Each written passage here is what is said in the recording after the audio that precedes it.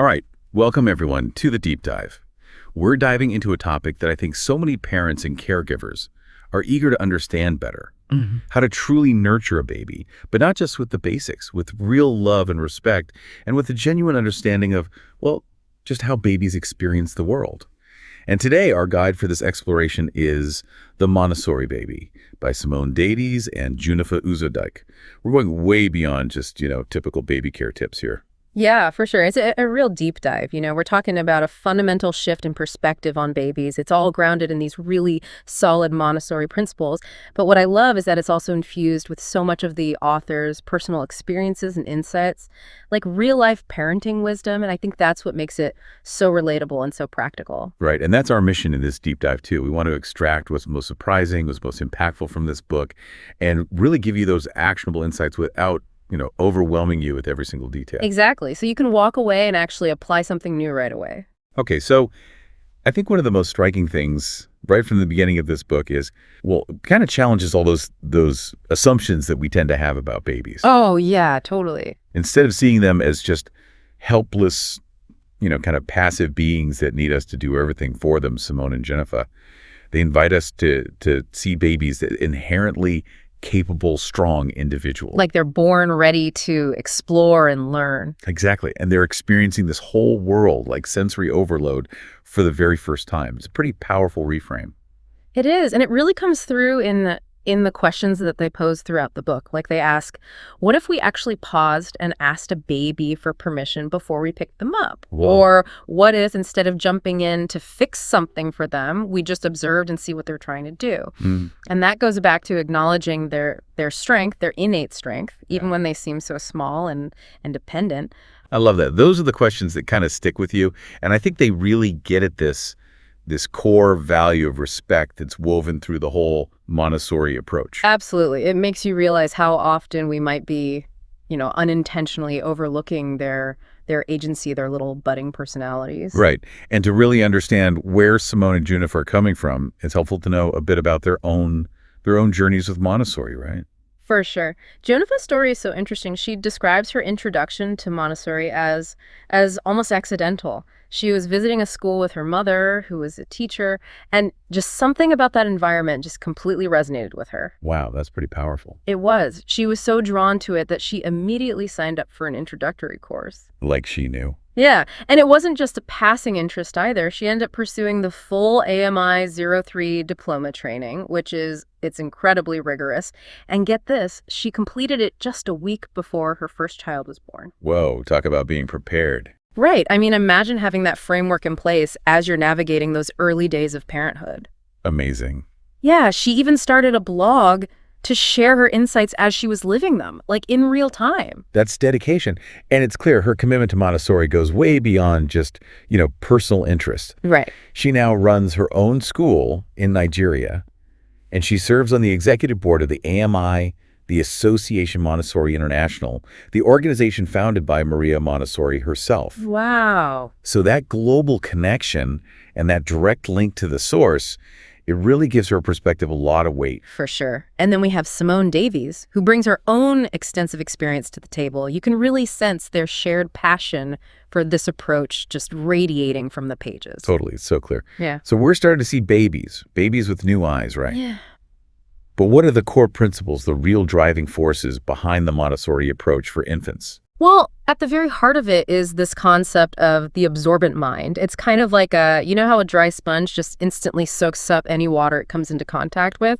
That's essentially how a baby's mind works in the first few years of life. Just absorbing everything. Everything. Every sight, sound, smell, touch in their environment. And it's all happening unconsciously. Like, they're not even trying to learn. It just seeps in. Wow. Yeah, the book uses this really beautiful analogy of a drop of food coloring in a glass of water. I remember that. It just spreads out and colors the whole glass. Similarly, everything in a baby's environment kind of becomes a part of them. It shapes who they are. That makes you really stop and think about the environment we're creating for them, both physically and emotionally, right? For sure. And what's really striking is that the absorbent mind doesn't discriminate. It absorbs the, the good, the bad, the beautiful, and the not so beautiful, all with equal intensity. Yeah. So that really underscores the responsibility we have as caregivers to be mindful of the environment we create for them. Yeah, like everything matters. Everything matters. And then another fundamental tendency that Montessori recognized and that the book emphasizes is the human drive for repetition. Have you ever watched a baby learning to sit up? Oh, yeah, my niece, she was just relentless. Right. They try, they fall, they try again and again and again. And it's not just sitting up, it's pulling themselves to standing, taking those first wobbly steps. It can seem like they're getting frustrated, but actually that repetition is the very engine of their learning. They're figuring it out. Exactly. And the book really encourages us to observe this repetition and allow it to unfold without jumping in to help too soon. Which is hard, right? Our instinct is to help them, to make it easier. It is, but by holding back, we're actually giving them this incredible gift. We're allowing them to truly master those skills and to build this deep sense of competence and self-reliance. It's like we're saying, we trust you to figure this out on your own. Wow, that's a powerful message. It is. And closely linked to these tendencies are what Montessori called sensitive periods. These are specific windows of time when a child is particularly primed to learn certain skills or absorb certain information. Right. And the book highlights two crucial ones that are present right from birth. Okay. The sensitive period for movement and the sensitive period for language. So for movement, from day one, babies are in this intense phase of figuring out how their bodies work in space. It starts with those early reflexes and then progresses to rolling over, crawling, sitting, pulling up, walking. Yeah. And our primary role during this time is to create a safe, uncluttered environment where they have the time and the freedom to explore all of those movements. So not too much time in restrictive containers, for example. Exactly. A safe space on the floor becomes their ideal learning ground. I see. And then the sensitive period for language, that's also present from birth. Babies are incredibly attuned to the sounds of language, the way our mouths move when we speak. They're soaking it all up, even before they can say those first recognizable words. And the book really stresses the importance of using rich and varied language right from the get-go. Resist the urge to simplify our speech or to rely heavily on baby talk. I remember that from the book, too. Yeah. Such a simple but powerful shift. Right. And it really stuck with me. I was like, oh, we don't need to talk to them in this, high-pitched sing-song voice all the time. We can just talk to them like little people. Exactly. They give this really great example of turning a diaper change into a language-rich interaction. Oh, yeah. Tell me about that one. It was like, good morning, little one. Did you have a nice sleep? Like, just acknowledging them as a listener and a potential communicator from the very beginning. Right. And that lays the foundation for this back and forth, this genuine communication. Makes sense. What else? Another important concept they introduced is points of reference. Think of these as like anchors for the baby in this vast, often overwhelming new world. It's the predictable elements in their daily routines. The familiar feeling of their swaddle, the sound of your voice when you're feeding them, the consistent location of their sleep space, the rhythm of their day. All of these things act as these reassuring landmarks. They provide this sense of security as they're navigating all these new experiences. Yeah, so in a world that must feel like, incredibly chaotic to them, those familiar touchstones would be really grounding. Exactly. It helps them make sense of their environment. So true. Okay, what about observation? The book talks a lot about that. Oh, observation is huge in the Montessori approach. It's not just, passively watching the baby. It's an active and intentional way of gathering information about them. It's a fundamental act of respect. I love that. By taking the time to truly observe our baby before we react or intervene, we can gain this much deeper understanding of their individual needs, their subtle cues, their unique way of interacting with the world. Mm-hmm. They share a really beautiful example from Junnifa's own experience. Her son used to wake up during naps, and she found that by consistently being present in the room and using a familiar family photo as a point of reference, he was able to settle himself back to sleep. So it's like she was giving him those cues to find his way back to that peaceful state. Exactly. And it just highlights how slowing down and observing can lead to solutions that are so much more in tune with the child's needs. I love that. Okay, so we're starting to see babies with new eyes, understanding these core drives, these sensitive periods. How does all of this understanding then inform, how we prepare ourselves as parents and how we prepare the environment, the home, for a baby? Right. Well, preparing for a Montessori baby really begins with preparing the adult, the caregiver. And the book talks about this really holistic preparation, starting with the intellectual piece. So learning about child development, understanding the specific principles of the Montessori approach. Okay. But it goes beyond that. It also encompasses our physical well-being, making sure we're taking care of our own bodies so we have the energy and stamina to care for a baby. That's so important. And then crucially, it also emphasizes our emotional and spiritual state. So this is about really taking stock of ourselves, examining any preconceived notions we might have about parenting, working on cultivating inner calm, and maybe even challenging any negative narratives we've internalized about raising children. So it's almost like doing that inner work first. Exactly, because we can't effectively nurture a baby if we ourselves are running on empty, right? Yeah. That time for self-care, it becomes foundational to creating that calm and responsive environment that they need. That makes so much sense. Yeah. And then this intentional preparation naturally flows into, setting up the home environment. The Montessori approach is all about creating thoughtful spaces that are specifically designed to be welcoming and engaging for the baby. Okay. And a key concept here is what they call yes spaces. I love that term. It's brilliant, right? It's about creating areas in the home where the baby can safely explore and interact without a constant barrage of no's. And the book makes a really important point that babies don't actually need a ton of specialized baby furniture or a mountain of toys. It's about prioritizing quality over quantity and designing an environment that actively fosters their burgeoning independence. Yeah. So some core principles for setting up a Montessori-inspired home include incorporating baby-sized furniture that they can learn to use autonomously. Like what? Like a low-floor bed, for example, that allows them to get in and out of bed on their own, or a small, accessible table and chair for when they start solid foods. Yeah. Bringing elements of beauty into their everyday surroundings is also key. So having artwork hung at their eye level, cherished family photos, things that spark their visual interest and their appreciation for beauty. Yeah. And of course, fostering independence is a huge part of it. So placing a carefully selected set of simple activities on low shelves where they can easily reach them and choose what captures their interest. So they're empowered to make their own choices. Exactly. And the activities themselves should be thoughtfully chosen to be attractive and developmentally appropriate. Right. Keeping it interesting and challenging, but not overwhelming. Exactly. And then, to keep things fresh and aligned with their rapidly developing skills, the book introduces this really practical idea of observe, store, and rotate. Oh, yeah. Tell me more about that. It's a brilliant strategy. So basically, you have a limited number of well-chosen activities available at any given time, and then you rotate them based on the baby's engagement and their developmental progress.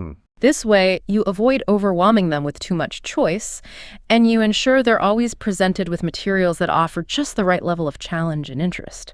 So you're kind of curating their learning experience. Exactly. That's a great way to put it. Now, I know the book goes even deeper into this, like room by room, offering specific suggestions, right? Oh, yeah. They go into detail. Yeah. So for the designated movement area, they talk about the benefits of a floor bed, how it supports freedom of movement right from birth. Makes sense. They talk about the importance of real artwork at the baby's eye level, fostering that early appreciation for beauty. Even in practical spaces like the bathroom and the entrance area, they suggest setting things up with an eye toward future toddler independence. So like a little stool to reach the sink or hooks for their coats where they can reach them. That's exactly, thinking ahead. And then they have this really wonderful section where they introduce us to a 16-month-old named Zach, and they describe his experience of living in a Montessori-inspired home. It just brings all these abstract concepts to life. You hear about his little weaning table, his accessible toy cupboard, and even the low railing that leads to his potty. And then there's this funny little detail about the dog's water bowl incident. It just shows how a child interacts with this prepared environment in such a real and relatable way. Love it. Okay, so we're thinking about the physical space, but what about our actual approach to parenting, to interacting with these tiny humans? Right. Well, the book talks about what they call the psychological gifts of the first year of life, and the development of basic trust is absolutely paramount. They explain how a consistently responsive approach to caregiving within this prepared environment lays the foundation for that crucial sense of trust to blossom. So it's about creating a sense of security, that they're safe, they're loved, and their needs will be met. Exactly. And then this basic trust is further nurtured by a deep sense of acceptance. The book frames acceptance as as this welcoming message that starts even before birth. When we approach our pregnancy with anticipation and we intentionally prepare a loving space for the baby, it communicates this profound sense of being wanted, being valued. Wow. I hadn't thought about it like that before. It's powerful, right? It lays the groundwork for an optimistic view of the world. That makes so much sense. And then, of course, there's respect, which we touched on earlier. They actually quote Dr. Montessori in the book, and she emphasizes that children, even from their earliest days, are human beings worthy of our deepest respect. And the book gives us these really practical examples of how to show respect from birth. Like what? Like pausing to ask permission before picking them up, being really attuned to their nonverbal cues, their body language, and respectfully responding to that. And then this one was really interesting to me. Okay. It's about consciously focusing on what to do rather than what not to do. So instead of just saying, don't climb on the table, you might say, let's keep our feet on the floor. So you're giving them a positive alternative. Exactly. And it subtly shifts the focus from what they're doing wrong to what they can do right. That's a great tip. What about screen time? Well, the book strongly advises against any screen time for babies under 2. Makes sense. They explain how those rapid scene changes, all that stimulation, it can actually hinder their developing ability to focus. Right, because at this stage, they're learning through their senses through real-world interactions. Exactly. And then, of course, they talk about the importance of observation again. Yeah, that seems to be a recurring theme. It really is. Because observation is the key to truly understanding their individual needs, whether it's for rest, for nourishment, or for recognizing those really precious moments of deep concentration when we should just, let them be. Don't interrupt the flow. Exactly. They also really emphasize allowing babies freedom of movement.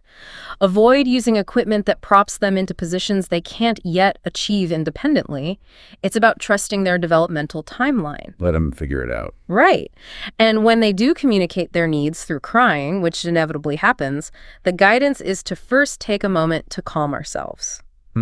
That's a good reminder. It is, because a baby's cry can really trigger our own stress response. Oh, for sure. So we take a breath, we approach them with a sense of calm, and we acknowledge their feelings. Even if we don't know why they're crying, we validate their emotions. We don't try to just silence them. So we're saying, I hear you, I see you, your feelings matter. Exactly. It's about being present with them, emotionally present. I love that. Okay, so we've talked about the big picture stuff. What about the more nitty-gritty practical applications of these principles in everyday life? Right. So let's talk about activities. The book touches on the introduction of Montessori materials, and they emphasize the importance of presenting them in their complete form, allowing the baby to explore them without direct instruction. Just let them go. Yeah, and trust in their natural drive towards what Montessori called self-perfection. So they're learning through their own exploration. Exactly. They also talk about dressing babies in clothes that support their movement, nothing too restrictive. Right. And language development is a constant focus, as we've discussed. Yeah. So speaking clearly, using correct vocabulary, responding to every attempt they make to communicate, singing songs, reading books, just modeling rich conversation. That's all important. It all matters. They even talk about exposing babies to multiple languages from infancy. Oh, interesting. They discuss strategies like the OPO method, which stands for one person, one language, or the domains of use approach. And they reassure parents that this early exposure doesn't typically lead to language delays. Good to know.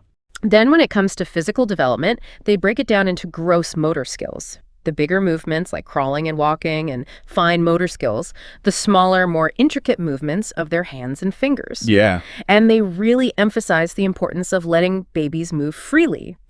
They caution against the overuse of equipment that restricts movement, like playpens or carriers that don't allow their limbs to move freely. Jumpers and walkers, things like that. Right. They even talk about the toppancino. Have you heard of that? Oh, yeah, the little quilted mat. Yes. It's a great tool for providing this consistent tactile experience during transitions. Makes sense. What about feeding? They emphasize fostering independence and respecting the baby's cues. They talk about the benefits of breastfeeding and natural latching positions. And then for introducing solids, they often align with the baby-led weaning approach. So offering those soft finger foods and letting the baby self-feed. Exactly. They even talk about the importance of having a dedicated space for eating, like a low weaning table and chair. to help them focus and develop those good habits early on. Exactly. And then sleep. Oh, sleep is a big one for new parents. For sure. The Montessori approach really focuses on observing the baby's natural sleep-wake rhythms and creating a consistent, supportive environment. They talk about the benefits of a floor bed, safe sleeping bags, and of course, consistency in routines. Yeah. And just observing, always observing, to understand their evolving sleep needs. Makes sense. And what about those everyday routines like dressing and diapering? These are seen as valuable opportunities for connection. Approaching these moments with gentle handling, using the correct vocabulary for body parts, having a predictable routine. Yeah. And even when they resist, being patient, offering a choice, a distraction, just trying to understand what's going on for them. So these seemingly mundane tasks become moments for bonding and communication. Exactly. They even talk about bathing in this mindful way, using slow, gentle movements, being aware of the pressure you're applying, and narrating what you're doing. And then for those more practical things, like car rides and baby wearing, they offer tips for keeping the baby comfortable and engaged, while acknowledging the benefits for both parent and child. Right. So it's really about integrating these principles into every aspect of their little lives. Now, let's be real. Parenting comes with challenges. What about those trickier moments? How does the Montessori approach help us navigate those? Oh, they address those common challenges like sibling dynamics when a new baby arrives. Oh, yeah. They really emphasize the importance of focusing on the older child, especially during those first interactions, encouraging their involvement if they're interested, and avoiding that tendency to just define them as the big kid. Right, like they have their own feelings and adjustments to make. Exactly. Validate those feelings. What about tantrums? Tantrums are seen as an expression of their growing independence, their big feelings. The advice is to approach them with calm observation, provide a safe space for them to express themselves, help them calm down when they're ready, and maybe guide them in making amends if it's appropriate. That's helpful. They also talk about separation anxiety, which is so common for babies. Yeah. They offer tips like giving clear verbal cues when you're leaving, maintaining a confident demeanor, gradually introducing new caregivers, and making sure those other points of reference remain consistent. Just creating that sense of predictability and security. Exactly. And one thing I really appreciated is that they emphasize that embracing a Montessori approach doesn't require a lot of spending. That's good here. It's more about the mindset, the intentionality. They highlight the value of simple interactions, natural materials, spending time in nature. Those are the best things anyway. Absolutely. And then the book circles back to the preparation of the adult, reminding us that we are guides, not the sole source of all knowledge for our children. And they really stress the absolute necessity of self-care, making sure we're getting enough sleep, eating well, tending to our emotional and spiritual well-being. They actually have a whole list of 49 ideas for staying calm. I remember that. It's a great reminder that we need to take care of ourselves so we can show up as our best selves for our babies. It's not selfish, it's essential. Exactly. And that preparation allows us to approach parenting with more love, more acceptance, more humility. I love that. Now, what about those other relationships in a baby's life? How does the book address that? They acknowledge that parenting can sometimes feel isolating, especially with all the picture-perfect images we see online. Yeah. They emphasize the importance of recognizing and valuing the unique bond that a partner has with the baby. And they offer guidance for single parents, co-parents, really stressing that every family structure can be perfect. Right. Focus on what you can control, being the best parent you can be within your circumstances. Great advice. And then, of course, effective communication with partners and caregivers is crucial. They introduce some principles from nonviolent communication, offering tools for understanding our own needs and communicating them in a way that fosters connection. They suggest having regular parenting chats to stay aligned, and they talk about the potential benefits of Montessori programs like the Nido. Now, what about if, you're working with a daycare or caregivers who don't necessarily follow a Montessori approach? They offer advice on building positive relationships with these caregivers, finding that common ground, appreciating the positive contributions they make, share information about the Montessori approach in a non-judgmental way, focus on collaboration. They even have tips for saying goodbye to the baby when you leave them in care. Oh, yeah, that can be tough. It can. They emphasize the importance of predictability, allowing a few moments for connection before you go. And then there's this really sweet section called Notes for Our Visitors from Our Baby. It's written from the baby's perspective, offering insights into their needs and how they experience the world. So it's like a little reminder to be mindful and respectful. Exactly. And finally, the book looks ahead to those transitions beyond infancy. Okay. They touch on the move to toddlerhood, the growing need for independence and challenges. They talk about the conscious absorbent mind of the preschool years, all those why questions. Yeah. And they give a glimpse into the broader Montessori framework of the 4 planes of development from birth to 24 years. It's really about this lifelong journey of growth. Wow. And they include some inspiring quotes from other Montessori families, emphasizing trust in the child, freedom of movement, the power of a positive mindset, and the idea that Montessori is more than just a set of techniques, it's a way of life. I love that. So as we wrap up our deep dive, what are your biggest takeaways? Well, for me, it's that profound respect for the baby as an individual, the power of observation, the importance of the prepared environment, and that focus on nurturing independence and trust. Yeah, and for me, it's that shifting perspective from doing things to the baby to being with the baby. I love that. It's about honoring their journey. Exactly. So for our listeners, here's a final thought. What if you took just one of these principles, like observing your baby before reacting, or creating a yes space in your home? How might that change your interactions? How might it change the way you see the little ones in your life? We encourage you to explore the Montessori Baby and discover the joy of seeing babies with new eyes. Thanks for joining us. Thanks, everyone. Hey everyone, if you enjoyed this video, don't forget to give it a thumbs up. And if you haven't already, hit that subscribe button and turn on the notification bell so you never miss an update. Your support means the world to me and helps the channel grow. Thanks for watching, and I'll see you in the next one.